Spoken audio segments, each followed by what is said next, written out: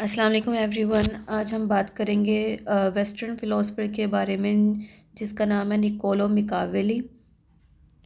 इसका इंट्रोडक्शन सबसे पहले देखें तो उसमें हमें ये पता लगता है कि ये फ्लोरेंस एक शहर था इटली का। वहाँ पे 1469 में ये पैदा हुआ और इसको जो महारत हासिल थी, जो जो ये वेल वर्स था या वेल रीड था, वो इटालियन एंड लैटिन क्लासेस की ज़ुबानों में था या उसकी जो बुक्स हैं उसमें था। फिर ये हुआ था कि 1494 ईयर में ना ये चांसरी क्लर्क अपॉइंट हुआ था। 1498 में ये सेकंड टाइम चांसलर अपॉइंट हुआ था और उसमें ये भी था कि ये secretary of the council of ten में भी शामिल था, जिसका फंक्शन जो था ना वो वॉर एंड इंटीरियर अफेयर्स के बारे को डील करने के बारे में था। ये एक बेसिकली गवर्नमेंट जॉब थी जिसमें 14 साल जॉब की थी एज अ गवर्नमेंट सर्वेंट इसने जॉब की थी। और ये आप कह सकते हैं कि एज अ ब्यूरोक्रेट भी था। ये उसमें आ जाती है जॉब। तो इसने बहुत करीबी से ना जो गवर्नमेंट एक सर्विस है या पब्लिक सर्विस है उसके कामों को होता देखा था। ठीक है। और इसकी लाइफ का जो सबसे बड़ा एक हिस्सा था ना वो ये था कि जब जो भी इसका टोटल इसका जो लाइफ का पार्ट है वो इटली में तब तब अनरेस्ट का पार्ट था। मतलब कि तब ना रेनेसांस का पार्ट था, क्योंकि तब इसमें ये हुआ था कि ना बादशाह वहाँ पे ना एज अ किंग की हुकूमत थी उस वक़्त। तो उस किंग की हुकूमत को डेमोक्रेसी में चेंज किया जा रहा था, मतलब एक रेवोल्यूशन आ रहा था उसमें। ये पूरा एक अरसा जो था ना वो अनरेस्ट ही रहा था। तो जब ये बादशाहत की जो हुकूमत थी वो डेमोक्रेसी में चेंज हुई थी, तो उस वक़्त जो है ना इसने एज अ गवर्नमेंट सर्वेंट इसने अपनी जॉब की थी। जो मैंने आपको पहले बताया ये चांसलर रहा, ये उस दौरान ये डेमोक्रेसी के दौरानिए में रहा था। और डेमोक्रेसी के दौरानिए में जब ये रहा था ना, तो उस दौरानिए में इसने अपने 14 साल जो है ना अपनी जॉब के वो इसने मुकम्मल किए थे। फिर ये हुआ था कि इसके पीछे जब डेमोक्रेसी की हुकूमत रही थी उसके बाद फिर कुछ लोग पीछे थे जो चाह रहे थे कि दोबारा से ना बादशाहत ही आ जाए वहाँ पे इटली में ना। तो ये हो भी गया था कि दोबारा से वहाँ पे बादशाहत आ गई थी। और जब वहाँ पे दोबारा से बादशाहत आई थी ना तो ये हुआ था कि इन्होंने ना जो जितने भी वहाँ पे गवर्नमेंट सर्वेंट थे ना उन सबको ना जेल में भेज दिया था। जब जेल में भेजा तो उसमें ये मिकावली भी शामिल था और उसको भी नौकरियों से फारिग कर दिया। और जितने भी लोग उस वक़्त नौकरियों में लगे हुए थे उन सबको भी नौकरी से फारिग कर दिया।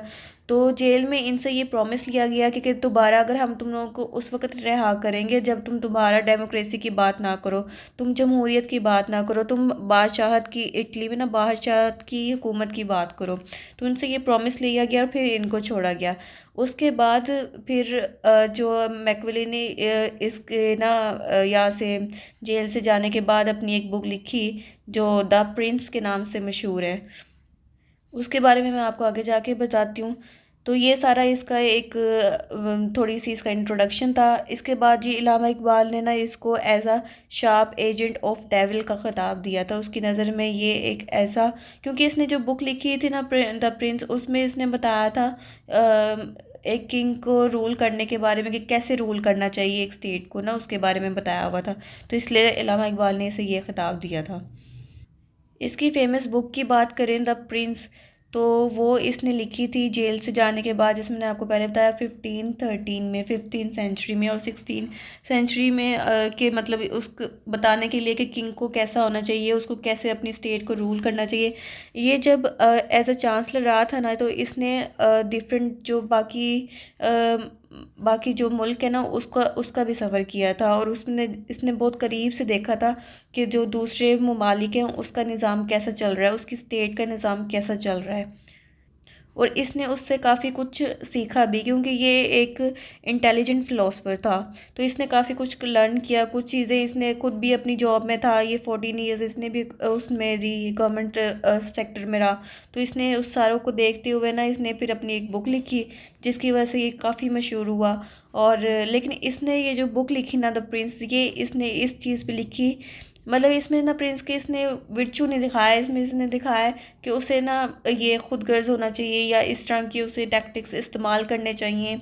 तो वो एक स्टेट को अच्छे से बना सकता है और एज अ किंग के सही मानों में खिला सकता है। तो इसके प्रिंस के जो द प्रिंस बुक के जो कुछ पॉइंट्स हैं ना वो ये हैं कि सबसे पहले उसने बात की कि यूज़ ऑफ फोर्स। फोर्स को वो कहता है कि इस तरह एक किंग को इस्तेमाल करना चाहिए, इतने इंटेलिजेंट तरीके से इसको इस्तेमाल करना चाहिए कि वो जो उसकी फ़ोर्स है ना वो ऐसे वेस्टफुल ना जाए, मतलब बहुत अच्छे तरीके से उसका इस्तेमाल करना वो जानता हो कि कहाँ पे उस फोर्स का सही मानों में इस्तेमाल हो, ऐसे हर जगह ना फोर्स इस्तेमाल करता फिरे।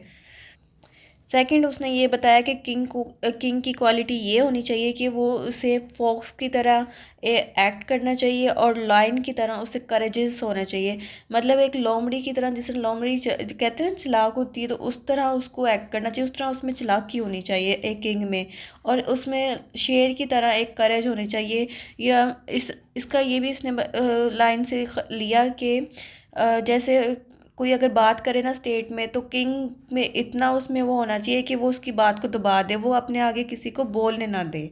जैसे शेर बादशाह होता है ना जंगल के, इस तरह सिर्फ वही बादशाह हो, किंग जो है वो पूरी स्टेट का बादशाह हो। फिर इसने कहा कि जी प्रोपागेंडा एंड रिलीजन इसका इस्तेमाल किया जाए पॉलिटिक्स में। किंग जो है वो जैसे कहते हैं ना कि प्ले कार्ड खेले, प्रोपागेंडा करे, अपनी जो हुकूमत है या अपनी सल्तनत जो है उसको बनाए रखने के लिए, लोगों के दिल जीते, तो उसके लिए उसको जो भी प्रोपागेंडा करना पड़े वो करे। या रिलीजन का इस्तेमाल करना चाहिए ताकि लोगों को इमोशनल करके उनके सेंटिमेंट से खेल के तो अपनी वो सल्तनत बनाए रखे। तो इन चीज़ों का इस्तेमाल करना चाहिए किंग को। फिर इसने अपनी बुक में ये बताया कि जब किंग ने अपना कोई डिसीजन इम्प्लीमेंट करना हो तो उसे पूरे तरीके से इम्प्लीमेंट करे, उसमें हेजिटेशन ना करे, उसमें किसी किस्म का उसे डाउट ना हो, पूरा उसे जो डिसीजन है ना उसे पूरा हर बंदे पे इम्प्लीमेंट करे वो स्टेट के, ताकि वो उसके मुताबिक चले। फिर इसने बताया कि जी किंग को ना जो वहाँ के लोग हैं, स्टेट के लोग हैं, उसमें पॉपुलर होना चाहिए अपना। इसको ना एक ऐसी बेशक वो प्रोपेगेंडा के थ्रू हो, बेशक वो किसी भी फोर्स के थ्रू हो, लेकिन उसे अपने आप को ना लोगों के दरमियान पॉपुलर बनाना है, ताकि उसकी एक मेजोरिटी बनी रहे और उसकी जो सल्तनत है वो कायम रहे। फिर जी नेक्स्ट इसमें इसने ये एडवाइस की किंग को कि उसे चाहिए कि वो प्रॉपर्टी और औरत दोनों से दूर रहे अपनी सल्तनत को कायम रखने के लिए। उसने ये स्ट्रिक्टली किंग को मना किया कि इन दोनों से ना अपनी हुकूमत, क्योंकि ये चीज़ें वो समझता था कि एक हर्डल है को अपनी सल्तनत बचाए रखने के लिए, या किंग की जो जो इंटेंशन है या जो उसकी जो भी कहते हैं प्लानिंग है उसको डिवाइड करता है। तो इसलिए ना इन दोनों चीज़ों से ना उसने दूर रहने के लिए कहा। फिर उसने कहा act as a father, king को एक्ट एज अ फादर करना चाहिए, क्योंकि जैसे फादर की मिसाल उसने इसलिए दी क्योंकि जो फादर होते हैं वो ना बहुत ज़्यादा नरम दिल होते हैं, ना वो बहुत ज़्यादा सख्त दिल होते हैं। तो इसलिए ना उसे एक बैलेंस वे में चलना चाहिए कि जहाँ पे लोगों का दिल जीतने के लिए उस नरमी इख्तियार करनी तो करे, अगर फोर्स यूज़ करनी है तो वो भी करे, मतलब इस तरह की चीज़ें अपनाए ताकि वो अपनी जो सल्तनत है उसको कायम रख सके।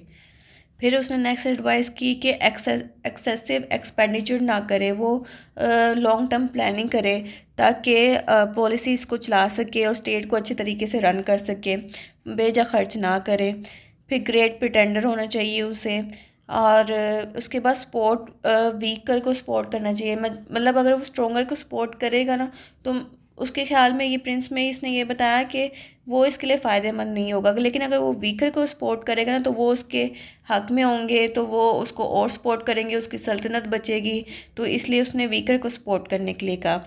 अवॉइड फ्लैटर्स, मतलब किसी के साथ यस मैन ना करे। इसने ना यस मैन का यहाँ भी अल्फाज इस्तेमाल किया हुआ है। मैं तो इसमें इसने ये बताया कि जो कहते हैं ना बहुत बटरिंग वो वाली चीज़ें, वो चीज़ें नहीं होनी चाहिए इसमें।